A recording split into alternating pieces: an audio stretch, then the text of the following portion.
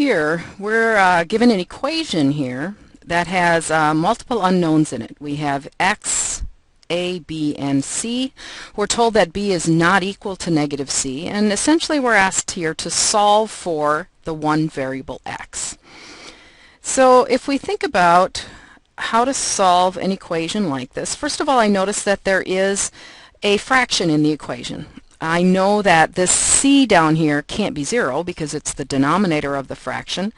So I could multiply this entire equation through by c, both sides, without changing the solution. So I'm going to do that because then I will not have a fraction in my equation.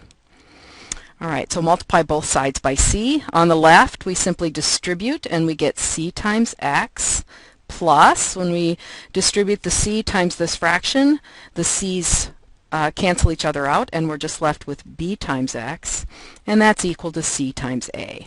So again, here we're trying to solve for x, and so what I really want to get is a single x here times some quantity so that I can divide, hopefully, and give me x by itself. So the way that I can get a single x here, notice that it's a common factor. So I'm going to factor that common x out, and that leaves me in the first term with a c plus, in the second term there's a b.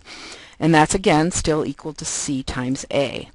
So to get x by itself, I want to divide by this quantity. Now remember, I can't divide by 0, so I'll somehow have to decide if this is equal to 0, and that's where this comes in. They told us that for a reason.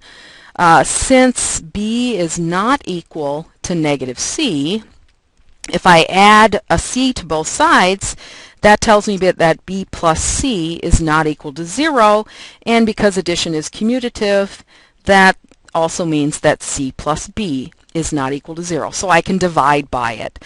So dividing both sides by the quantity c plus b, on the left simply gives me x, and on the right I get the fraction ca all over the quantity c plus b. So that gives me the value for x, given that x satisfies this equation with the various unknowns in it. So we have solved that equation for the variable x.